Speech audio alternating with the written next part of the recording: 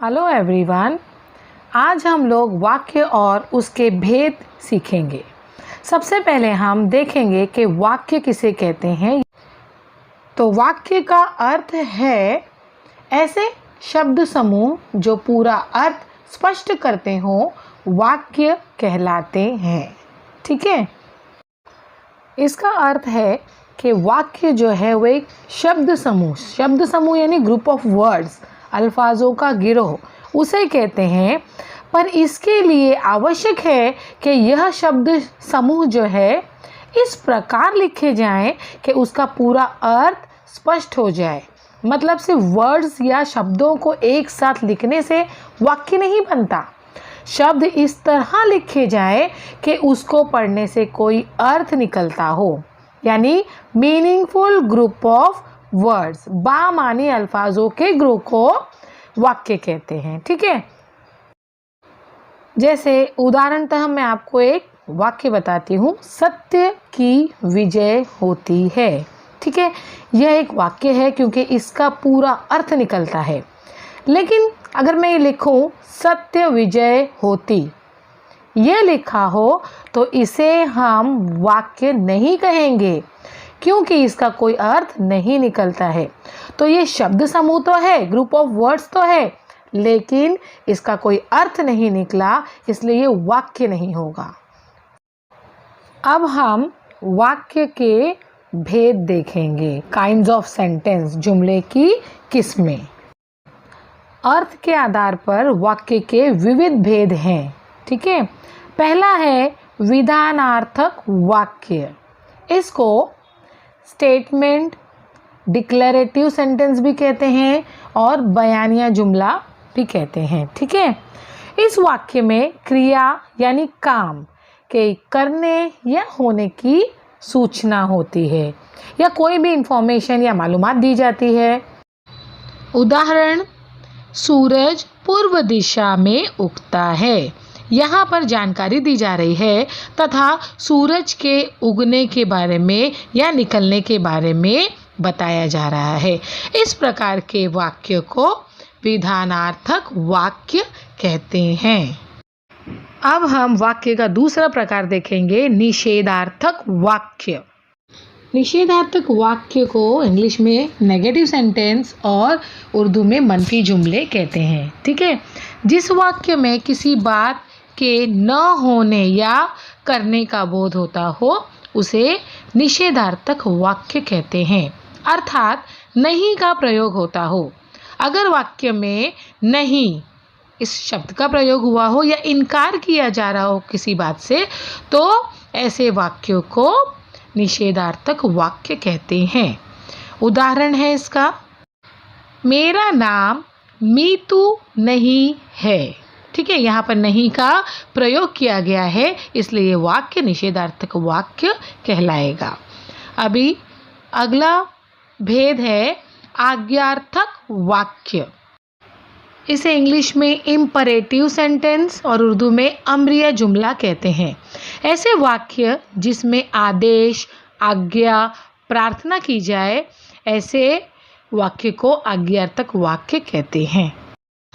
यानी ऑर्डर देना, एडवाइस देना, रिक्वेस्ट करना, ये जो भी वाक्य में ये चीज़ें की जाती हैं, ये सब वाक्य आज्ञार्थक वाक्य में आते हैं। उदाहरणतः, बच्चों शोर बंद करो। ठीक है, तो ये आज्ञार्थक वाक्य का उदाहरण है। अगला वाक्य हम पढ़ेंगे प्रश्नार्थक वाक्य। ठीक है, इसे इंटरोगेटिव सेंटेंस कहते हैं इंग्लिश में और उर्दू में इस्तिफामिया जुमला कहते हैं। ये नाम से ही पता चल जाता है कि इस वाक्य में प्रश्न पूछा गया है। तो ऐसे वाक्य जिसमें प्रश्न पूछे जाते हैं उन्हें प्रश्नार्थक वाक्य कहते हैं। इसका उदाहरण है, तुम्हारा नाम क्या है। प्रश्नार्थक वाक्य को पहचानने का आसान तरीका है कि वाक्य के अंत में प्रश्न चिन्ह होता है। ठीक है, अब अगला वाक्य है इच्छार्थक वाक्य, यानी ऑप्टेटिव सेंटेंस या तमन्नाई या दुआइया जुमला। इस वाक्य को भी हम नाम से ही पहचान सकते हैं। ऐसा वाक्य जिसमें कोई इच्छा व्यक्त की गई हो या आशीर्वाद दिया गया हो उसे इच्छार्थक वाक्य कहते हैं। यह भी नाम से ही पता चल जाता है कि इस वाक्य में किसी इच्छा को व्यक्त किया गया होगा या किसी को आशीर्वाद भी दिया गया होगा। तो ऐसे वाक्य जिसमें इच्छा और आशीर्वाद हो उन्हें इच्छार्थक वाक्य कहते हैं। अब इसका उदाहरण देखेंगे हम लोग। ईश्वर आपको सफल करे। ठीक है, तो यहाँ पर किसी को आशीर्वाद दिया जा रहा है, तो ये इच्छार्थक वाक्य है। अब अगला भेद है संभावनार्थक वाक्य, जिसे इंग्लिश में सब्जंक्टिव सेंटेंस या उर्दू में शक या गुंजाइश जिस जुमले में पाई जाती है उसे कहते हैं संभावनार्थक वाक्य। ऐसे वाक्य जिनमें कोई संभावना या संदेह व्यक्त किया जाता है, शक होता है या किसी बात की गुंजाइश होती है, तो ऐसे वाक्य को संभावनार्थक वाक्य कहते हैं। अब इसका उदाहरण है कल शायद वर्षा हो। मतलब ये संभावना है कि कल क्या होगी, वर्षा होगी। शक है या गुंजाइश है कि कल बारिश होगी। ठीक है, अब अगला भेद है विस्मयार्थक वाक्य। इसे इंग्लिश में एक्सक्लेमेटरी सेंटेंस कहते हैं और उर्दू में फजाया जुमला कहते हैं। जिन वाक्यों में विस्मय, हर्ष, क्रोध आदि भाव व्यक्त किया जाता है उन्हें विस्मयार्थक वाक्य कहते हैं। ऐसे जुमले जिसमें बहुत ज़्यादा खुशी, गम, ताज्जुब ऐसे जज्बात का इजहार किया जाता है उन्हें फजाया जुमला, एक्सक्लेमेटरी सेंटेंस या विस्मयार्थक वाक्य कहते हैं। इसका उदाहरण है वाह क्या सुंदर दृश्य है। यहाँ पर आप देख रहे हो एक चिन्ह है। इस चिन्ह को विस्मयादि बोधक चिन्ह यानी एक्सक्लेमेटरी मार्क, फजाया निशान कहते हैं। ठीक है, तो ये इस वाक्य की पहचान है। जिस वाक्य में ये चिन्ह का प्रयोग होता है वो वाक्य विस्मयार्थक वाक्य कहलाता है। ठीक है, अब आखिरी हम पढ़ेंगे संकेतार्थक वाक्य। इस वाक्य में आपको दो क्रियाएं दी हुई होंगी, दो वाक्य होंगे जिसमें दो क्रिया होगी। इसमें एक जो क्रिया है वो दूसरे क्रिया पर निर्भर होता है। ठीक है, या उसकी ओर संकेत करता है। यानी एक किस्म से आप कह सकते हैं शर्तिया जुमला है ये कि एक काम होने के लिए दूसरे काम का होना ज़रूरी है। ठीक है, कंडीशंस होते हैं। तो जिन वाक्य में एक क्रिया दूसरी क्रिया की ओर संकेत करती है उन्हें संकेतार्थक वाक्य कहते हैं। अब इसका उदाहरण अगर आप देखोगे तो ये एकदम स्पष्ट हो जाएगा आपको। यदि समय पर वर्षा हुई तो फसल अच्छी होगी। तो यहाँ ये बताया जा रहा है कि फसल तो अच्छी होगी लेकिन उसके लिए कंडीशन क्या है कि वर्षा समय पर होनी चाहिए। तो ये संकेत दिया जाता है कि अगर वर्षा सही वक्त पर होगी तो फसल भी कैसी होगी, अच्छी होगी। तो यहाँ शर्त आ गया है कि बारिश अच्छी होगी तो फसल अच्छी होगी। ठीक है, तो यहाँ पर हमने वाक्य और उसके सारे भेद पढ़ लिए हैं। उम्मीद है आपको वाक्य और उसके भेद अच्छी तरह से समझ में आ गए होंगे। अब हम 7वीं की पाठ्य पुस्तक के पृष्ठ क्रमांक 28 पर एक प्रश्न दिया है वो देखेंगे। अर्थ के आधार पर वाक्य पढ़ो, समझो और उचित स्थान पर लिखो। अब आप देखोगे यहाँ पर अलग अलग वाक्य के भेद दिए हुए हैं। विधानार्थक वाक्य यहाँ दिया है, विस्मयार्थक वाक्य, निषेधार्थक वाक्य। तो ये सब अभी हम ऑलरेडी पढ़ चुके हैं। इसी के साथ साथ कुछ वाक्य भी दिए हैं। पहला वाक्य आप देखोगे बच्चे हंसते हंसते खेल रहे थे। दूसरा वाक्य है माला घर नहीं जाएगी। तीसरा है इसे हिमालय क्यों कहते हैं। तो इस तरह से 8 वाक्य दिए हुए हैं।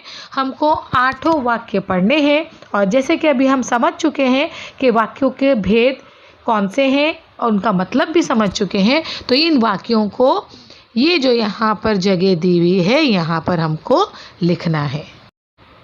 अभी मैं पहला वाक्य पढ़ती हूँ। बच्चे हंसते हंसते खेल रहे थे। अब इस वाक्य में सूचना दी जा रही है कि बच्चे खेल रहे हैं।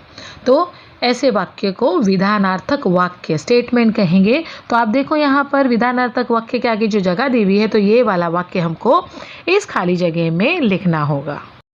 अब उसके नीचे दूसरा वाक्य दिया है, माला घर नहीं जाएगी। यहाँ पर गौर करोगे, नहीं का प्रयोग किया गया है। तो हमने अभी देखा था कि ऐसे वाक्य जहाँ नहीं का प्रयोग किया जाता है उसे निषेधार्थक वाक्य कहते हैं। तो अब यहाँ देखेंगे हम निषेधार्थक वाक्य कहाँ पर है, ये रहा, ये है निषेधार्थक वाक्य। तो इसके बाजू में जो ये जो रिक्त स्थान दिया हुआ है, ये वाक्य हमको यहाँ लिखना होगा। ठीक है। अब अगला वाक्य है, इसे हिमालय क्यों कहते हैं। ठीक है।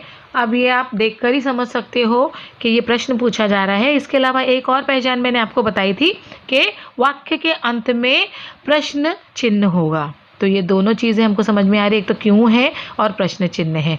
तो अब हमको देखना है यहाँ पर प्रश्नार्थक वाक्य ये रहा, यहाँ पर दिया हुआ है, तो हम इसके आगे इस वाक्य को लिख लेंगे।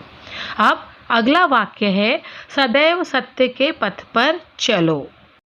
अब हमने एक भेद पढ़ा था, आज्ञार्थक वाक्य। इसमें मैंने आपको बताया था कि इसमें प्रार्थना की जाती है, आज्ञा दी जाती है, ठीक है, एडवाइस भी दिया जाता है। तो इसकी एक किस्म की ये आज्ञा है या इसको एडवाइस भी हम मान सकते हैं। तो इसलिए इसको आज्ञार्थक वाक्य में लिखेंगे। ठीक है, ये रहा आज्ञार्थक वाक्य, यहाँ पर आपको ये वाक्य लिखना होगा। अब अगला वाक्य है वाक्य 5, वह क्या बनावट है ताजमहल की। अब यहाँ आप देखोगे वह का इस्तेमाल किया गया है। इसी के साथ साथ ये जो चिन्ह आप देख रहे हो, ये चिन्ह से हम पहचान सकते हैं कि ये विस्मयार्थक वाक्य है। ठीक है। तो अब यहाँ हम देखेंगे विस्मयार्थक वाक्य ये रहा, तो इसमें हमको ये वाक्य लिखना होगा। अब अगला वाक्य है, कश्मीर का सौंदर्य देखकर तुम्हें आश्चर्य होगा। तो यहाँ पर संभावना व्यक्त की जा रही है कि जब वो कश्मीर का सौंदर्य देखेगा तो हो सकता है उसको आश्चर्य हो। ठीक है, तो शक है, गुंजाइश है, तो इसलिए ये आएगा संभावनार्थक वाक्य में। तो इसे यहाँ इसके ऊपर लिख लेंगे। ठीक है। अब अगला वाक्य है, खूब पढ़ो खूब बढ़ो। अब हमने वाक्य का एक भेद देखा था, इच्छार्थक वाक्य। इसमें या तो आशीर्वाद दिया जाता है या कोई इच्छा जाहिर की जाती है। तो आप इसे आशीर्वाद भी समझ सकते हो या किसी बड़े की इच्छा भी समझ सकते हो कि वो चाहता है कि हम खूब पढ़ें और खूब बढ़ें। तो इसे हमें इच्छार्थक वाक्य में लिखना पड़ेगा। ये देखिए उसके ऊपर जगह दी हुई है, तो यहाँ पर हम उसको लिख लेंगे। अब आखिरी वाक्य है, यदि बिजली आएगी तो रोशनी होगी। अब ये हमने पढ़ा था वाक्य का जो भेद था, संकेतार्थक वाक्य।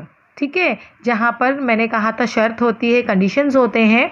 तो यहाँ पर शर्त है कि बिजली आएगी तो रोशनी होगी, तो इसीलिए इसको हम लिखेंगे संकेतार्थक वाक्य। ये देखिए इसके नीचे जगह दी हुई है, तो इसमें आपको ये लिख लेना है। ठीक है, यानी दूसरा जो वाक्य है वो पहले वाक्य पर डिपेंडेंट है। तो यहाँ पर ये प्रश्न कंप्लीट हो गया है।